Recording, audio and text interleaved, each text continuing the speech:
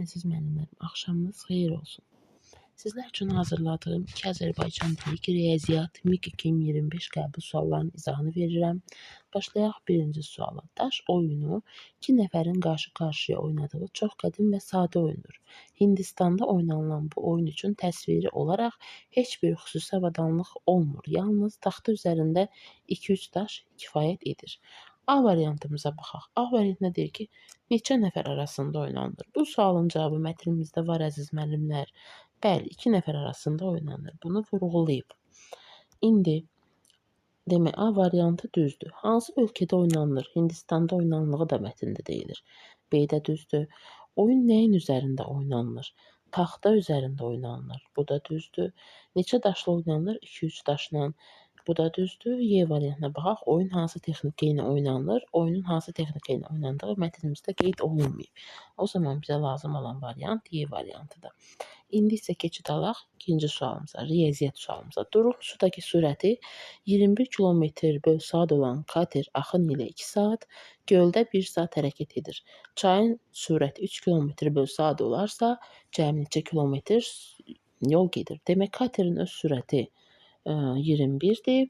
Çayımızın sürəti isə 3-dür. Axın ilə dedikdə nə edirdik? 21-in üzərinə 3 gəlirdik. Eləyir 24 və bizə zamanı da verib 2 vuranda eləyəcək, yəni S-imiz eləyəcək, S1-imiz eləyəcək 48. İndi baxaq, deyir, göldə isə 1 saat hərəkət edir və durğun suda sürət 21 km/saatdır. O zaman S2-miz nə olacaq?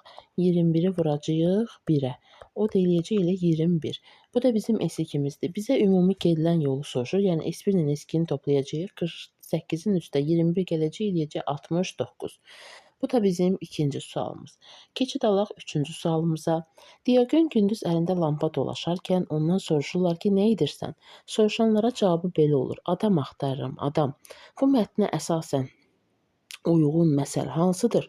İndi biz baxaq. Bizə məsəl deyil. Yəni mətnin başlığı təsəvvür edək ki, mətnə bir ad versək, mətnə uyğun məsəl çıxarsaq, hansı variant bizə uyğun olar? Baxın, elə A variantına baxırıq ki, gündüz əli çıraqlı adam axtarmaq. Yəni bu məcazi mənada deyilir də, əli çıraqlı insan axtarır bu insan, əli çıraqlı adam axtarır. O eləyir A variant. Yəni mətnimizə bir başlıq kimi seçsək, A variantını seçməmiz daha uyğun olar. Digərlərini yoxlasaq heç biri düz gəlmir. Keçid alaq dördüncü sualımız. O da bizim riyaziyyat sualımızda həndəsədəndir. ABC üç bucağı verilib. A bucağı düz bucağın 18-də 5 hissəsini. Düz bucağımız neçə dərəcədir? Düz bucağımız 90 dərəcədir. 90 dərəcənin 18-də 5 hissəsi 90-ı 18-ə 5-ə vurmaqdır. İxtisarımızı aparsaq eləyəcək 25.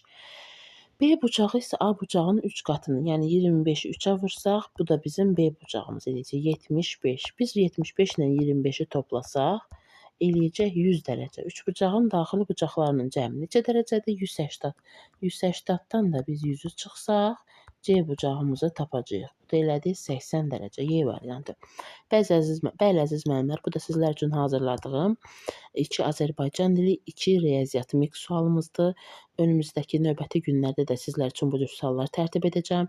Kanalımıza abunə olun və videomuzu bəyənin ki, bu cür suallarımız digər müəllimlərin də qarşısına çıxsın və faydalana bilsinlər.